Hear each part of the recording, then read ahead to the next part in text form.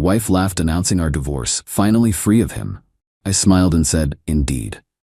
Then reality hit her hard when she realized the prenup entitled me to 75% of our assets, and her laughter turned to bargaining. "Hi, my name is Alexander, 45 male, and 3 weeks ago my wife, Victoria, 42, decided to drop a bomb. We were at one of those stuffy charity galas her best friend Heather, 43, ropes us into. Victoria had a bit too much champagne, apparently. During a lull in the forced mingling, she turned to me, a glittering, almost manic smile plastered on her face. "Victoria, darling," she always called me darling when she was about to stick the knife in. "I've been meaning to tell you. I want a divorce. I'm finally going to be free of you." She actually laughed, a high tinkling sound that grated on my last nerve. The small circle of acquaintances around us went awkwardly silent. Heather looked momentarily shocked, then quickly schooled her features into something resembling sympathetic concern for Victoria. Bless her cotton socks. I just looked at Victoria, took a slow sip of my club soda I was driving, and smiled back. A genuine calm smile. "Me indeed, Victoria. Perhaps you will be." Her laughter faltered. She expected hysterics, begging, a scene. She didn't get it. She just got agreement. The onlookers shifted, unsure how to react to my lack of drama. The car ride home was arctic. She kept shooting me venomous glances, clearly furious I hadn't played my assigned role of the devastated husband. "Victoria. Well? Aren't you going to say anything? Beg? Plead?" "Me? You said you wanted a divorce, Victoria. You seemed quite happy about it. Why would I beg you to stay if you're so eager to be free?" She scoffed. "Don't think this means you're getting off easy. My lawyer will be in touch. I expect a very generous settlement, after all I've put up with."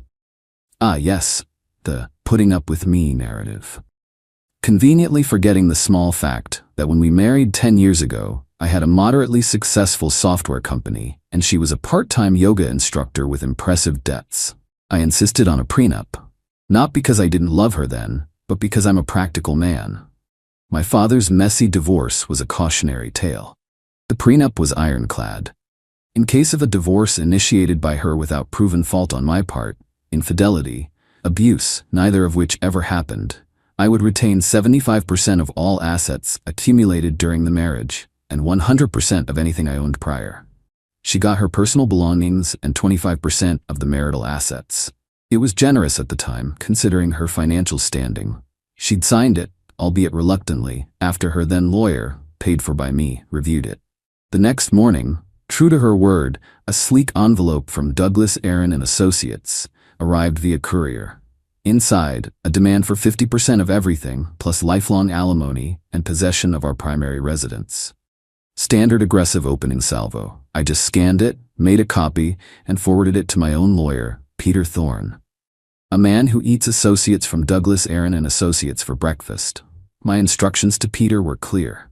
Adhere strictly to the prenup, and all communication must go through him. A day later, the first text from Victoria directly, already attempting to bypass the lawyers she insisted on.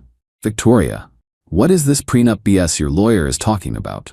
That thing isn't serious." I didn't reply to her. I screenshotted the text, sent it to Peter with a note. "FYI, please reiterate to her counsel that all communication must be directed through them, not to me personally. I will not be responding to her directly." I then blocked Victoria's number. If she wanted legal channels, she'd get them, exclusively. The silence from her end for the next 48 hours, at least to me directly, was golden. I imagine Peter had a concise word with Mr. Douglas. The laughter, I suspect, has well and truly stopped. Update 1. 1 week later. Well, folks, the temperature has definitely risen. It seems reality, in the form of a legally binding document, is a rather chilly bath for Victoria. After I blocked Victoria and routed her text through Peter, her lawyer, Mr. Douglas, must have had a very unpleasant meeting with her. According to Peter, Douglas called him, blustering, trying to find loopholes, suggesting emotional distress and coercion regarding the prenup. Peter, bless his shark-like heart, just calmly pointed out the independent legal advice she received and the decade that had passed without contest. The next offensive came from an unexpected yet predictable quarter. Victoria's mother, Janet, 65. Janet has always believed her daughter was destined for a life of luxury, preferably bankrolled by someone else. She called me. "Janet, Alexander, I am appalled. Utterly appalled. After everything Victoria has given to this marriage, you wave this piece of paper in her face? Me, Janet, that piece of paper is a legal agreement Victoria signed willingly. All financial discussions are now being handled by our respective legal counsel, as per Victoria's initial demand. I suggest you direct any concerns through them. But she created a beautiful home. She was your hostess. You're leaving her destitute. She'll have nothing. Me, she will receive exactly what was agreed upon in the prenup, Janet. It's a considerable sum, far from destitute. Beyond that, it's a legal matter now. I won't discuss it further. I then politely ended the call. Then came Heather, Victoria's chief enabler. She cornered me at the gourmet grocery store we both, unfortunately, frequent. Alexander, how could you be so cruel to Vicky? She's heartbroken, and this prenup nonsense, it's insulting. Heather, the only thing insulting here was Victoria laughing in my face while announcing our divorce at a public event. The prenup is a binding legal agreement. She wanted this to be handled by lawyers. That's precisely what's happening. But she loves you. She's just confused. You should be fighting for her. Me, her actions and her legal demands suggest otherwise. This is now in the hands of Mr. Douglas and Peter Thorne. I suggest Victoria discusses her feelings with her own counsel. Heather huffed, muttering something about me being cold-hearted, and flounced off towards the imported cheeses, probably to report back to Victoria. The latest salvo from Victoria's lawyer?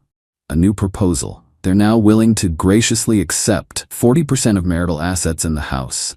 Oh, and temporary spousal support of $20,000 a month while she gets back on her feet. The entitlement is breathtaking. Peter's response was a single sentence, CCing me. We reiterate our client's position regarding the existing and binding prenuptial agreement. No further negotiation on its core terms will be entertained. I've started boxing up her personal belongings, designer clothes, unworn shoes, endless, decorative items. It's an astonishing amount of stuff. Each item a testament to a life lived without considering cost. I've been informed through Peter that she attempted to text me from a different number, something about me enjoying her suffering. I instructed Peter to inform her lawyer that any further attempts to contact me directly outside of official channels would be documented as harassment. My phone remained silent to her. Update 2, 3 weeks later. It's been a wild few weeks. The pressure campaign has escalated and the dirty tricks have begun. But if they thought I'd fold, they clearly don't know me at all. After the 40% offer was flatly rejected, Team Victoria got creative. First, I started getting calls from unknown numbers, usually hang-ups. Peter advised logging them, which I did. Then, a more direct hit.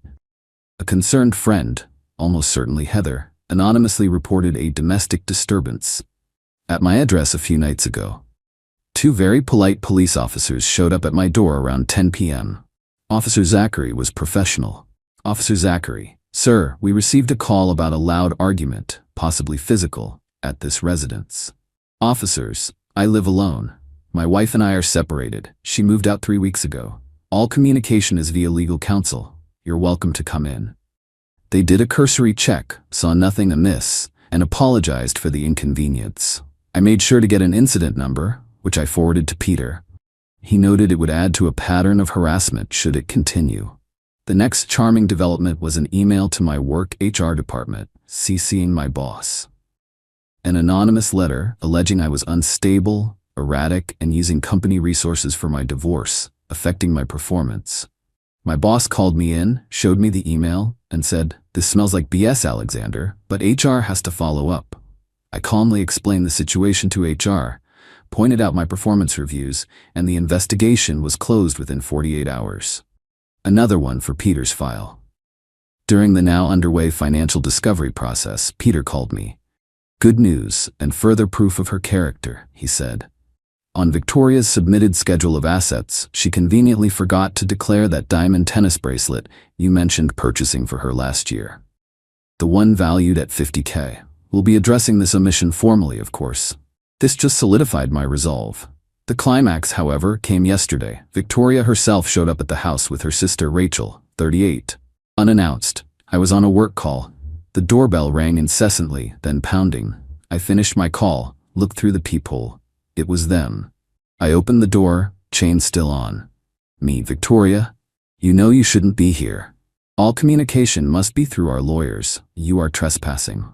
Victoria. Alexander, you have to stop this. This isn't fair. I'll have nothing. Her voice was rising. Me. This conversation is inappropriate and is now concluded. Please leave my property immediately, or I will call the police and report your trespassing. Peter Thorne will be happy to discuss any legitimate concerns with Mr. Douglas. Rachel started to say, Alexander, please, she's distraught. Me. Then her distress should be communicated through legal channels. Goodbye. I closed and locked the door. I could hear shouting outside for a few minutes. I immediately called Peter to document the incident and confirm I should call the police if they didn't leave promptly. They left before that was necessary. My revenge isn't about screaming matches. It's about the cold, hard, methodical application of logic and the law. She wanted freedom and to dictate terms. She's learning that legal agreements have teeth. Final update, 2 months later, it's done. The divorce was finalized last week. The dust has settled, and the quiet in this house is now just peaceful. After Victoria's dramatic appearance on my doorstep, which Peter promptly reported to Mr. Douglas as a serious breach of conduct and an attempt at intimidation, things seemed to accelerate. Mr. Douglas apparently had a very firm come-to-reality meeting with his client. The attempts to contest the core of the prenup ceased. The dirty tricks stopped, especially after Peter made it clear that any further spurious actions would result in us aggressively pursuing her for our legal fees and potentially reporting her for harassment. The omission of the bracelet on her asset declaration also didn't play well for her credibility. The final settlement was exactly as stipulated in the prenup. 75% of marital assets to me, 25% to her. She kept her personal items, including all the jewelry I'd gifted her over the years, including the now properly declared tennis bracelet. Her 25% still amounted to a 7-figure sum, enough to buy a luxury condo and live very well if she's even moderately sensible. Which is a big if. Her mother, Janet, apparently called Peter's office and tried to plead Victoria's case for just a little more for her dignity. Peter's paralegal politely informed her that all discussions were concluded. Heather and the gossip brigade have gone quiet. I imagine it's less fun when the victim actually has a substantial bank balance and the villain simply stuck to a prior agreement with unwavering resolve. What of Victoria? I hear through the grapevine, small town, you know how it is, that she bought an overly extravagant penthouse apartment, probably ate up a good chunk of her settlement on the down payment alone. She's apparently trying to launch herself as some kind of lifestyle influencer. Lots of Instagram posts featuring expensive handbags and champagne brunches. The comments are a mix of fawning admirers and a few brave souls asking what exactly she does for a living. Her grand pronouncement of being finally free of him has taken on an ironic tinge. She's free of me, yes. But she's also free of the lifestyle my income provided, the security my planning ensured, and the easy ride she took for granted. Her laughter that night was the peak of her delusion. The bargaining that followed when she realized the prenup was real was a pathetic, undignified scramble. The revenge here wasn't some fiery confrontation. It was the quiet, methodical dismantling of her entitled expectations by consistently adhering to the legal process she initiated. It was watching her triumphant smirk curdle into bewildered fury, then into desperate negotiation, and finally, into sullen acceptance of the terms she agreed to a decade ago. The sweet, undeniable justice wasn't in making her suffer, but in making her face the entirely natural and predictable consequences of her own actions, arrogance, and attempts to circumvent a binding agreement. She thought she was playing chess and had me in checkmate. Turns out, she was playing checkers, and I'd already kinged all my pieces and knew the rules inside out. I've moved on. The house feels lighter. I'm dating someone new, a smart, funny architect who actually has her own career and doesn't see me as a walking ATM. It's refreshing. Victoria got her freedom, and I got to keep my assets, my dignity, and my peace of mind. And that, my friends, is what I call a win-win. Well, a win for me anyway. She made her choices.